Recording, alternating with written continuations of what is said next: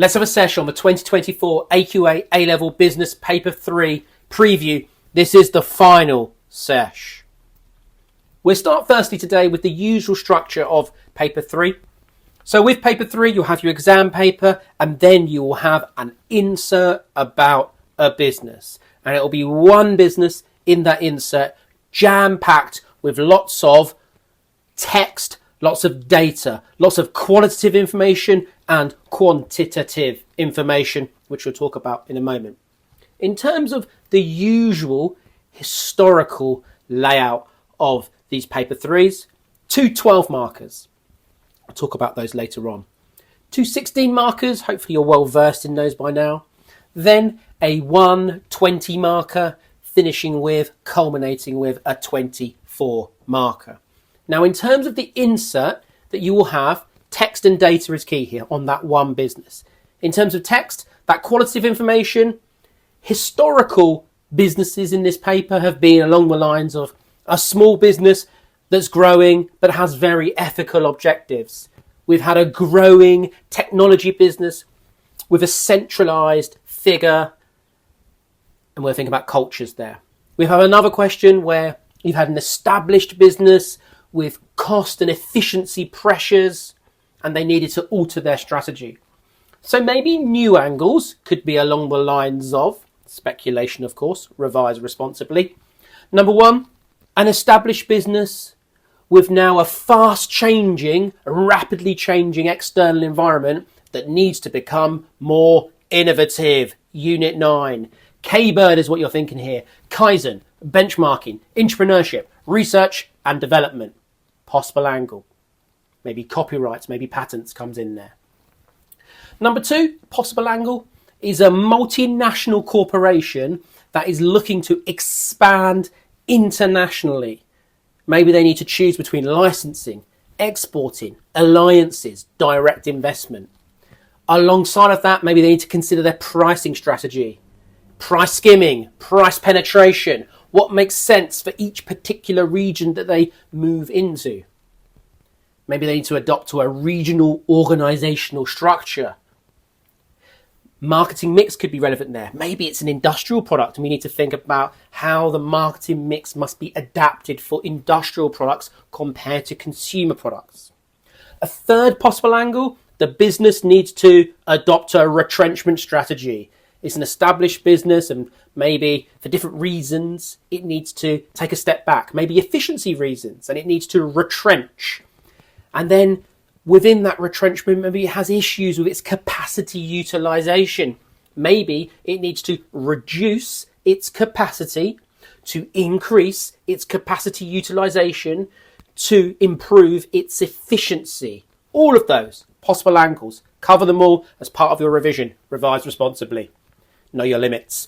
Now B, data. We're thinking quantitative information that could appear here. Of course, data, I'm talking tables, I'm talking bar charts, line graphs. Expect potentially some of the following.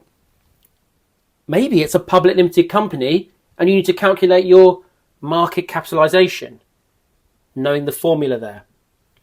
Or a bit of Tannenbaum-Schmidt action. So maybe it's a business and it needs to move towards a more subordinate-centered type of management. Marketing, market share, market growth, Boston Matrix, all pretty cold still. Operations, as I said before, capacity utilization, looping that into retrenchment, looping that into unit costs. Looking at the cost per unit for the business so it can operate more competitively. Maybe that's a way to get a competitive advantage. Another angle, finance. We're thinking the statement of financial position. That would make sense if it's a public limited company linking with its market capitalization. Maybe some gearing ratio action there. A changing interest rate, which will obviously affect your gearing ratio when you're considering those non-current liabilities. HR, labour turnover, employee cost as a percentage of turnover. Don't under-revise those. Could always feature just a part of the data that you'll need to explore and interpret. Don't under-revise those two in particular. Then maybe it's the MNC that's moving, expanding internationally. Maybe part of the licensing, exporting alliances, direct investment it needs to look at is it needs to work out its NPV of the project, its net present value. It needs to account for those discount factors that account for expected inflation and interest rates. It needs to see if it's a positive number or a negative number. If it's a positive number, yeah, go for it. Maybe they combine that with payback. I've not seen that. So payback, you have to calculate the payback. Remember, the problems of payback, of course, is once you've worked out how quickly in years and in months or in years and in days that you've paid it back, that's the end of it. It provides no extra use there. Maybe something like ARR and NPV alongside of that will help you.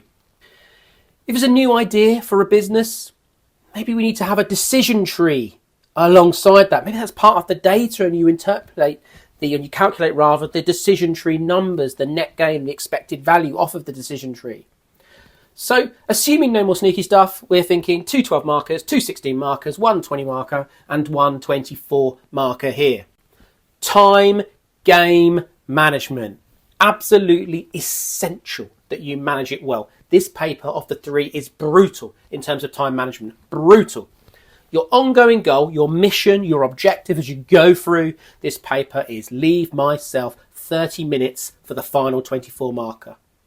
I think it's prudent, it's pragmatic to answer the paper sequentially, to really get your head around the business case study here, annotate the insert as you're reading it, and you'll be wanting to think SWOT in your head as you're reading that insert. SWOT the insert. What's the strengths of this business? What's the weaknesses of this business? Are there any opportunities to this business?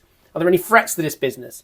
That will help you, even though it's not directly a SWOT question, it helps you just get a feel for the strategic position of the business. Remember, that's what Unit 7 is, right? But it's just swatting the business will really help you understand this business well. You won't have that long to swat it. You'll have just 5 minutes, right? And I think for reading the context, no more than 5 minutes, but you'll need to get your head around and feel that business. After reading the context, you've got to do those 12 markers, 2 likely. If that's the case, then 25 minutes to get both of those done. Then you've got 2 16 markers. You know your 16 markers by now. You've just done 3 in the previous paper. These extra 2 will tally it up to 5, and I'm sure you've done many of those over the 2 years. So 35 minutes to get both of those done, a disciplined for against conclusion. And then a 20 marker, so 25 minutes there for that 20 marker. And then you're thinking 30 minutes for that 24 marker, which will of course be the fight. The next thing to think about is calculators. Now, there's no direct calculation questions here, but still bring a calculator. Bring a calculator, right? So maybe you need to do a quick percentage change here. Maybe you need to manipulate some data. Maybe something strange happens at the start of the paper. They pop in only 1 12 marker, not 2. Maybe combine it with a 6 marker analyse and a couple of cheeky calculation questions. You cannot extrapolate at the moment, so you just need to make sure you bring your calculator and you're prepared for all eventualities. 12 markers, so analyse type questions are these. They're just big 9 markers, right? Don't fear them. Most pragmatic method, not always the case, but most pragmatic method, 2 factors, 2 points, 2 reasons. Ensure that your reasons, your factors are in context throughout, and there is no need to evaluate here. It's all about chain of analysis. That's your 12 markers. Your 20 markers are to what extent type questions. Essentially, they're a big 16 marker. So again, more or less 4 against conclusion. If the question is a bit wordy, simplify it.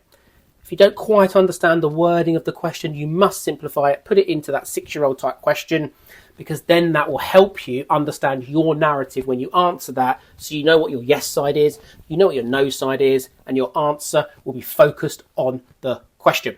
And so the last type of question is a 24 marker. So this is a to what extent type question. It's essentially a very big 16 marker. Much like the 25 markers, and like those 16 markers, some of them at least that featured in paper 2, you need to watch out for all and any businesses in the question here.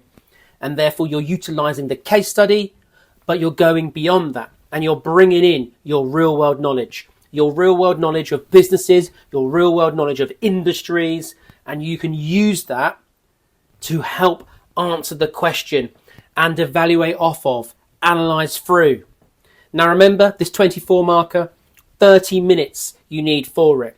Time management discipline throughout the paper is vital. Must leave yourself 30 minutes for this monumental moment, because this is a monumental moment. It's the final question of A-level business. Take a deep breath before you start. Feel the weight of the journey that you've undertaken to get to that point when you start that 24 marker. The late nights, the endless hours of revision, the mountains of notes. And it's all culminating in that singular moment. There will be a number that you need to achieve that grade. You don't know that number. You don't know if you need 20 out of 24 to get the grade that you've been aiming towards, or if you need 4 out of 24 to get the grade that you've been working for the last 2 years towards. But either way, you need to assume it's 24 out of 24 is what you're aiming for. You need to lay it all down now, right? So you need to put in the work. You've faced every challenge you've head on. You've transformed throughout the 2 years confusion into clarity, doubts into confidence. The journey's not been easy.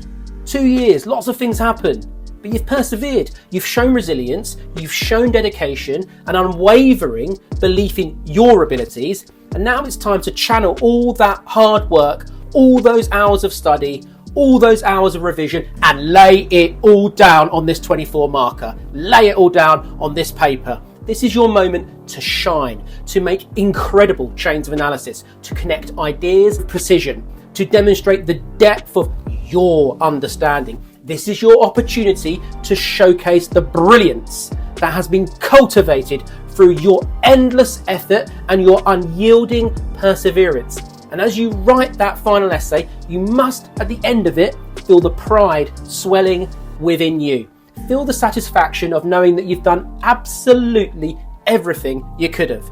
You've prepared thoroughly, you've gone through the process, and now you're just unleashing the full extent of your capabilities. Embrace the challenge, knowing that you're ready, that you've earned this moment. Believe in yourself, trust in the preparation, the knowledge, the skills you've honed. Write with confidence, write with clarity, write with conviction that you are capable of getting that grade that you want to go on and do great things in your life. And you are capable of greatness. And when you put down that pen, know that you've given it your all. Know that you've poured your heart, your mind, your soul into that final question, that final paper. And regardless of the outcome, take pride in the journey, in the effort, in the growth that you've achieved. Finish strong. Know that you've done everything in your power to succeed. This is the final sesh. This is your time. Make it count. Boom.